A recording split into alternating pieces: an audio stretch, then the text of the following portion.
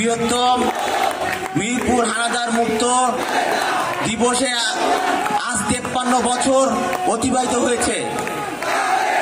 আজকের এই বৃহত্তম মিরপুর হানাদার মুক্ত দিবসে আজকে প্রধান অতিথি হিসাবে উপস্থিত থাকার কথা ছিল বীর মুক্তিযোদ্ধা সালাম ভাই। উনি অসুস্থতার কারণে আসতে পারেননি। আজকের এই সবার প্রধান বক্তা হিসেবে উপস্থিত আছেন মহাসচিব ৭১ মুক্তিযোদ্ধা সংগ্রাম পরিষদের মহাসচিব জাকির বাহাদুর।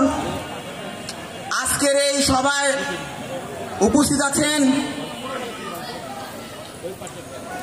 বাংলাদেশ লেবার পার্টির chairman doctor Mustafizur Rahman Iran ভাই। আজকের এই সভায় উপস্থিত আছেন বাংলাদেশ কেন্দ্রীয় তাঁতি দলের যুগ্ম আহ্বায়ক ডক্টর মনির ভাই। প্রিয় উপস্থিতি,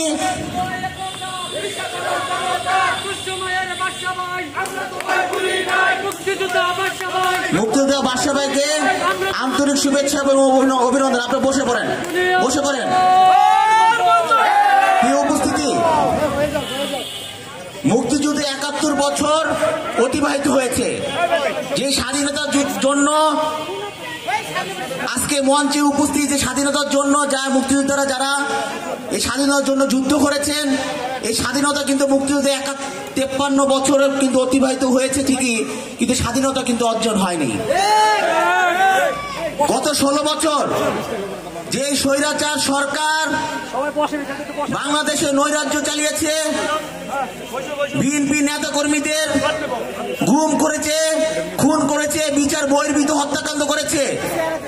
আপনারা মুক্তিযুদ্ধ করেছেন, হাজার হাজার মুক্তিযোদ্ধা ভুয়া সার্টিফিকেট করে মুক্তিযুদ্ধের সম্মাননা প্রদান করেছেন। সেই ভুয়া মুক্তিযোদ্ধাদের আইডেন্টিফাই আমাদের করতে হবে। প্রিয় উপস্থিতি, আমি মঞ্চে উঠার পরে জিনিসটা আপনাদের কাছে খোলাসা করা দরকার। যেহেতু আমার এই জন্মস্থান এবং আমার এই এলাকায় আমাদের অবস্থান, এই এলাকায় আমার বসবাস, যেহেতু আমি মহানগর একটা দায়িত্বপ্রাপ্ত বিএনপির ভারপ্রাপ্ত চেয়ারম্যান এবং দেশনেত্রী বেগম খালেদা জিয়া আমাকে দায়িত্ব অর্পণ করেছেন, আমি মঞ্চে উঠার সাথে সাথে আপনাদের কাছে খোলাসা করা দরকার বিষয়টা। মঞ্চে উঠার সাথে সাথে আমি একটা জিনিস লক্ষ্য করেছি, যেহেতু এটা মুক্তিযুদ্ধের প্রোগ্রাম, মুক্তিযোদ্ধারা আমাদেরকে দায়িত্ব দিয়েছেন। 20 দলীয় ঐক্য জোটের ডক্টর মুস্তাফিজুর রহমান ইরান ভাই রয়েছেন, আমাদের মনির ভাই রয়েছেন তাঁতি দলের, আমাদের বিএনপি করে আমাদের যে আজকে প্রধান বক্তা উনি রয়েছেন। যেহেতু অন্য দলের সম্পৃক্ততা আছে, অন্য দলের শেষ মহাসচিব আমাদের দলের সাথে আন্ডারস্ট্যান্ডিং আছে। আমি যে জিনিসটা খোলাসা করতে চাচ্ছি, এখানে এক মুক্তিযোদ্ধা, সে হয়তো যুদ্ধ করেছেন, সে মুজিব কোট পরে বসা ছিলেন, আমরা লক্ষ্য করিনি। আমি যখন বাম পাশে তাকিয়েছি তখন তার মুজিব কোটটা পরে আমি দেখতে পেরেছি। প্রিয় উপস্থিতি, আমরা এই মুজিব কোট দেখতে পাই না, কারণ এই 16 বছর এই মুজিব কোট পরিহিত এই স্বৈরাচারী সরকার, যে স্বৈরাচারী সরকার ছাত্র জনতার অভ্যুত্থানে এই দেশ থেকে বিতাড়িত হয়েছে, অসংখ্য নেতা কর্মীদের গুম করেছে, সাধারণ মানুষদেরকে হত্যা করেছে, পাখির মতো গুলি করে মেরেছে। আপনারা দেখতে পেরেছেন এই যে গণ অভ্যুত্থানে ওনার কত বড় সাহস, এই স্টেজে মুজিব কোট পরা বসে থাকে। আপনি মুক্তিযোদ্ধা হতে পারেন, আপনি মুক্তিযোদ্ধা যে শেখ মুজিবুর আমলে মুক্তিযোদ্ধার সময়, যখন মুক্তিযোদ্ধার সময় এসেছিল তখন এই শেখ মুজিব তার কিন্তু সে কিন্তু লাকেশ ভর্তি করে সে কিন্তু একেবারে পাকিস্তানি বাহিনীর কাছে সভ্যত করেছে নিজেকে। সে সময় আমাদের জিয়াউর রহমান, এই শহীদ রাষ্ট্রপতি জিয়াউর রহমান দেশে ক্লান্তিকাল পরিস্থিতিতে এসে সে একটা সেনাবাহিনীর একজন জেনারেল ছিল, সে ওখান থেকে এসে বাংলাদেশে বিপদমুখী পরিস্থিতিতে দেশে হাল ধরেছে এবং স্বাধীনতা ঘোষণা করেছিলেন উনি। আপনারা কেমন মুক্তিযোদ্ধা? যে মুক্তিযোদ্ধার আপনাদের লিডার যে মানেন যে আপনি ওই সময় দেশ ছেড়ে পালিয়ে গিয়েছিল এবং পাকিস্তানি হানাদার বাহিনীর কাছে সোপর্দ করেছে।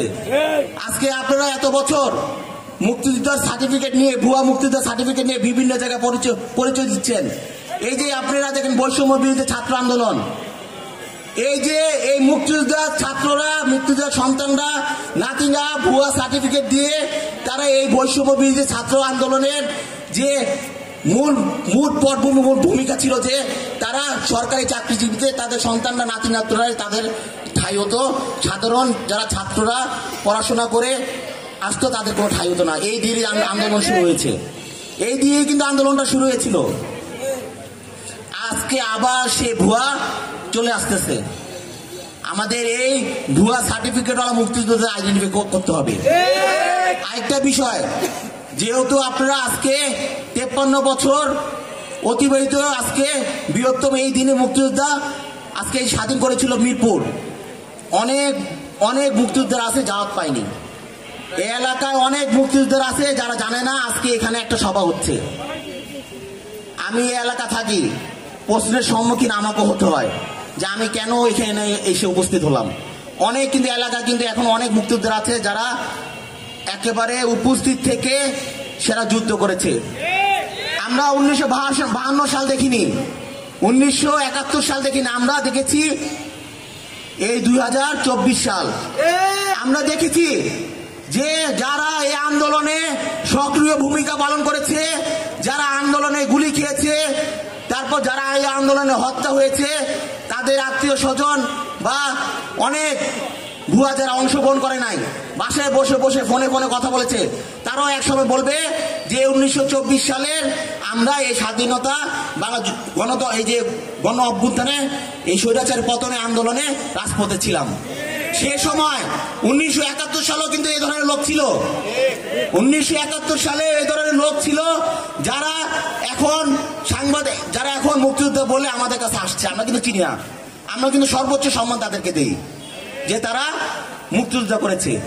আসলে কি আল্লাহ পাক জানে, উনি জানে। দেখেন, আমরা একটা দলের দায়িত্বপ্রাপ্ত, আমাদেরকে আপনারা দাওয়াত দেন, আমরা চলে আসি। কে যুদ্ধ করেছে কে যুদ্ধ করেন আমরা দেখি নাই। অনেকে বসে থাকে বা পরে আমাদের বলতে হয় যে সে তো ভুয়া মুক্তিযোদ্ধা। আমরা কি কারো ভিতরে ঢুকে দেখেছি যে সে ভুয়া মুক্তিযোদ্ধা নাকি?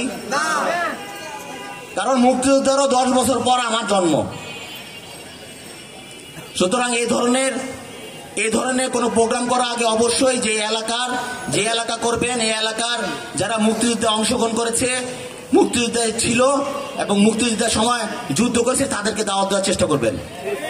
কারণ এই ধরনের প্রোগ্রাম পরবর্তীতে কিন্তু পরে প্রশ্নের সম্মুখীন আমরা যারা দায়িত্বশীল নেতৃবৃন্দ আছি তাদেরকে প্রশ্নের সম্মুখীন দিতে হয়।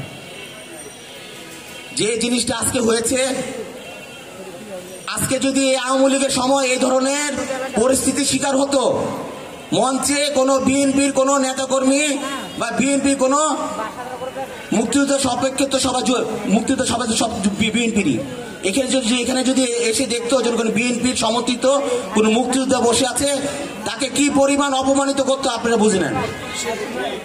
এবং পুলিশও শপথ করত। কারণ আমার বিএনপির ভারপ্রাপ্ত চেয়ারম্যান জনাব তারেক রহমান আমাকে ওই ধরনের শিষ্টাচার শিখায় নাই যে শিষ্টাচার জনগণের বিপক্ষে যাবে।